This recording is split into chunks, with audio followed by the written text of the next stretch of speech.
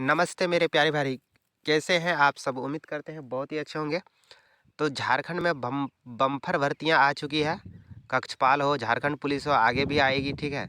तो आपको पहले से तैयार रहना है। तो इस चैनल पर हम साइंस और मैथ को बहुत तगड़े तरीके से कराएंगे, ठीक है। तो आज का पहला क्लास साइंस का रहेगा और साइंस में से कौन सा चैप्टर हम उठाए हैं आज का? धातु और अधातु, ठीक है। तो आइए हम लोग धातु और अधातु को अच्छी तरह से पढ़ते हैं और 20 नंबर अपने मुट्ठी पर कर लीजिएगा। देखिए, आपको प्रयास तो करना ही होगा, साइंस से आपको डरना नहीं है। मेन क्वेश्चन हम आपको उठाकर पढ़ा देंगे इसमें, ठीक है। तो धातु और अधातु, सबसे पहले धातु और अधातु जानने से पहले हम तत्व के बारे में जानते हैं कि तत्व किसे कहते हैं।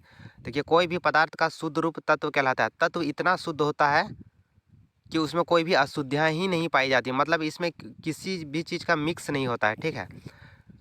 जैसे कि आप मान लीजिए हाइड्रोजन हाइड्रोजन हाइड्रोजन एक तत्व है, मतलब हाइड्रोजन में कुछ और चीज़ नहीं मिला रहेगा। ये हाइड्रोजन हाइड्रोजन में सिर्फ हाइड्रोजन का ही परमाणु रहेगा, ठीक है। तो उस चीज़ को तत्व जो एक ही प्रकार के परमाणु से मिलकर बना होता है उसे तत्व कहा जाता है। अगर हम शुद्ध भाषा में इसको समझें, एक ही प्रकार के परमाणु से मिलकर बना पदार्थ को तत्व कहा जाता है, जिसमें एक ही प्रकार का परमाणु रहेगा, अलग अलग नहीं रहेगा उसमें। देखिए, अगर परमाणु उसमें अलग घुस गया तो उसका कलर भी बदल जाएगा और उसका गुण भी बदल जाएगा। समझ रहे हैं? जैसे चांदी को अगर आप उठाएंगे मेरे भाई, तो उसमें एक ही प्रकार का परमाणु है, ठीक है, अलग अलग प्रकार का नहीं। ऐसा नहीं कि उसमें सोना का 2-4 परमाणु घुस गया है, ऐसा नहीं। तो इसीलिए इसका डिफिनेशन कहा जाता है कि तत्व सबसे शुद्ध रूप होता है, ठीक है। पदार्थ का सबसे शुद्ध रूप क्या होता है या शुद्ध अवस्था क्या होता है? तो तत्व होता है। याद रखिएगा इस बात को, ठीक है।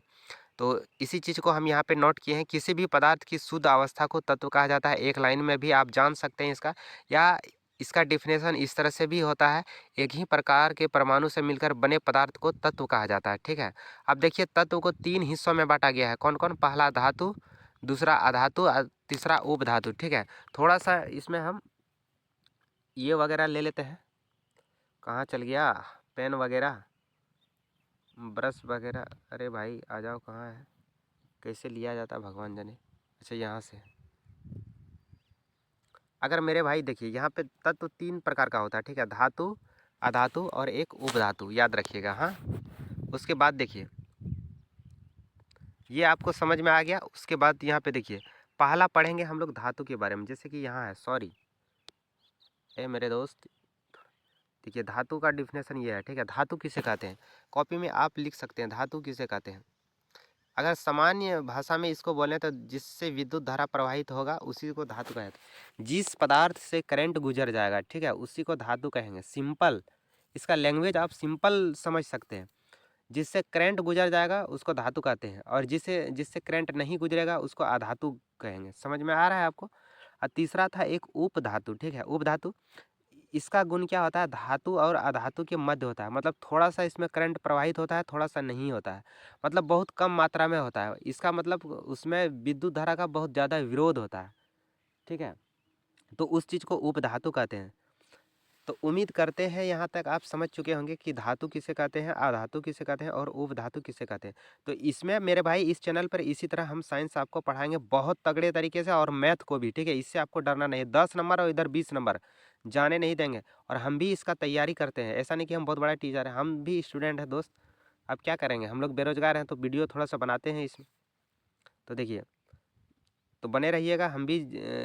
हम भी एक स्टूडेंट ही हैं और इसमें पढ़ाई करते हैं, साथ में मेरा भी तैयारी हो जाएगा, ठीक है।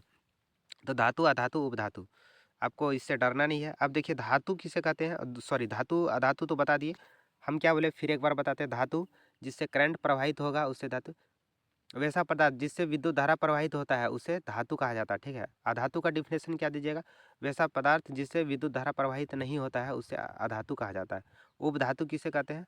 धातु एवं अधातु के मध्य गुण को क्या कहा जाता है? उपधातु कहा जाता है। मतलब इसका गुण बीच में होता है, धातु और अधातु दोनों का गुण पाया जाता है, किसमें? उपधातु में, ठीक है। उम्मीद करते हैं तीनों समझ गए होंगे आप, ठीक है। अब देखिए, धातु का यहाँ पे डिफिनेशन क्या लिखे हैं हम?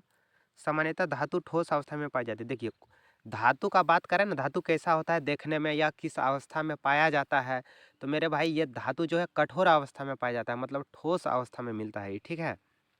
उसके बाद देखिए, कुछ कुछ धातु अलग अलग अवस्था में मिलता है लेकिन बहुत कम मात्रा में मिलता है। लेकिन ज़्यादातर देखें तो ये ठोस अवस्था में ही मिलता है, इसलिए यहाँ पे हम इसको ठोस का मान्यता देंगे कि धातु अधिकतम धातु ठोस अवस्था में पाई जाती है। ठीक है, अब देखिए अपवाद में मरकरी एक ऐसा धातु है जो ठोस अवस्था में नहीं पाया जाता है बल्कि द्रव अवस्था में पाया जाता है, वही चीज़ यहाँ पे लिखे अपवाद में। ठीक है, कहाँ पे? अपवाद में। ध्यान दीजिएगा, हम यहाँ पे पढ़ रहे हैं इस बार इस जगह पे। ठीक है, यहाँ पे मेरे बच्चों ध्यान दीजिए। सामान्यतः धातु ठोस अवस्था में पाई जाती है, जैसे सोना, चांदी, लोहा, है ना। लोहा तो बहुत ठोस है, इतना तो आपको समझ में आता ही होगा। अपवाद में एक धातु मरकरी है मेरे भाई, इसका ब्रैकेट में Hg जो लिखा हुआ है वो इसका सिंबल होता है। केमिस्ट्री बहुत ज़्यादा हार्ड नहीं है, बने रहिए, समझ में आ जाएगा आपको। मरकरी एक ऐसा धातु है जो कमरे के तापमान पर द्रव अवस्था में पाया जाता है। हम क्या बोले कि सभी धातु ठोस अवस्था में मिलता है, लेकिन अपवाद में भी कुछ धातु ऐसा है जो द्रव अवस्था में पाया जाता है। ठीक है, तो मरकरी मात्र एक ऐसा धातु है जो ये ठोस के रूप में नहीं मिलता है बल्कि द्रव के रूप में मिलता है। सोचिए, पानी के जैसा ये धातु है। ठीक है, और इसमें करंट प्रवाहित कीजिएगा तो ये हो जाएगा, समझ सकते हैं आप। तो ठीक है, तो मरकरी मेरे भाई क्या है? धातु है, लेकिन ये द्रव अवस्था में मिलने वाला धातु है। ठीक, सभी धातु ठोस रूप में मिलता है, लेकिन मरकरी मात्र एक ऐसा धातु है जो द्रव अवस्था में पाया जाता है। अच्छा, मरकरी को पारा भी कहा जाता है, याद रखिएगा। अच्छा, कमरे के तापमान में अगर मरकरी का टेम्परेचर कितना होता है? 25 डिग्री सेल्सियस। ठीक है, मरकरी का गलनांक बिंदु अगर पूछा जाए तो कितना होता है? -39 डिग्री सेल्सियस। मतलब ये मरकरी जो है -39 डिग्री सेल्सियस पर गल जाएगा। ठीक, अब देखिए अगला, आगे थोड़ा बढ़ने का प्रयास करते हैं। यहाँ देखिए, सर्दी बहुत ज़्यादा पकड़ लिया है, क्या ही बोले मेरे भाई। अरे यार पीछे हो जाना। अब यहाँ पे सीजियम के बारे में पढ़िए 2 लाइन। ठीक है, यहाँ पे क्या है? सीजियम तथा गैलियम धातु कमरे के तापमान से थोड़े अधिक तापमान पर द्रव अवस्था में पाया जाता है। ओहो, देखिए कमरे का तापमान कितना होता है? कमरे का तापमान लगभग 25 डिग्री सेल्सियस माना जाता है। कितना माना जाता है? 25 डिग्री सेल्सियस। लेकिन इससे थोड़ा अधिक तापमान पर अगर सीजियम को रख दिया जाए तो वह भी द्रव अवस्था में मिलेगा। ठीक है, सीजियम और गैलियम को इतना आपको याद नहीं रखना है, सीधा आप याद रखिए मरकरी वाला, ये सब नहीं पूछता है। अब देखिए यहाँ पे ध्यान दीजिएगा थोड़ा सा इस वाले पॉइंट पे। ठीक है, यहाँ पे हथेली पर रखने पर कौन सी धातु पिघलना शुरू हो जाता है? तो सीजियम व गैलियम। अगर हाथ में रखें तो कौन सा धातु पिघल जाएगा? तो सीजियम और गैलियम। ठीक है, याद रखिएगा। अब देखिए कि धातु का कुछ गुण होता है। ठीक है, गुण के बारे में जानते हैं। सबसे पहला गुण आप क्या जानते हैं? सबसे पहला गुण तो इसका ये हो गया कि ये विद्युत धारा का चालन करेगा। दूसरा गुण, धातु देखने में चमकदार होगा, जैसे सोना चांदी चमकीला होता है, इसीलिए तो आदमी गहना बनाता है इसका, है ना। ऐसा थोड़ा है कोयला का जैसा रहता है तो इसी का गहना बनाता नहीं, इसमें कलर पाया जाता है। कहने का मतलब इसमें रंग पाया जाता है, इसका दूसरा गुण हो गया। ये सब यहाँ पे नहीं लिखा हुआ है, फिर भी हम अपने तरफ से आपको बता रहे हैं। ठीक है, ठीक है, उसके बाद यह ठोस रूप में मिलता है। ठीक है, और एक गुण होता है कि इसका आघात मतलब कि ये धातु को अगर हम पीटेंगे तो ये जल्दी जल्दी भंगुर नहीं होगा, चूर चूर जल्दी नहीं होगा। ठीक है, तो इसको आघातवर्ध गुण बोला जाता है। धातु को पीट पीट कर अगर हम पतला कर देंगे तो ये फिर भी भंगुर नहीं होगा, तो इसी गुण को आघातवर्ध कहा जाता है। मतलब धातु आघातवर्ध होता है। ठीक है, आपसे पूछा जाएगा निम्न में से कौन सा तत्व आघातवर्ध है, तो धातु वाला आंसर हो जाएगा। ठीक है, चलिए कुछ कुछ समझ गए होंगे, हम भी थोड़ा सा पढ़ाने सीख जाएंगे। अभी पहली बार क्लास हो रहा है मेरा, हम भी बहुत बड़ा टीचर नहीं है दोस्त। ठीक है, आघातवर्ध धातु का वह गुण जिसमें दाब लगने पर विकृत, इतना नहीं लिखना है आपको। ठीक है, वैसा पदार्थ जिसे पीट पीट कर पतली चादर के रूप में हम बदल सकते हैं, उसे वैसा तत्व जिसे पीट पीट कर पतली चादर के रूप में हम बदल सकते हैं, लेकिन वह क्या होगा? भंगुर नहीं होगा, चूर चूर नहीं होगा। ऐसे पदार्थ को हम क्या कहेंगे? धातु कहेंगे।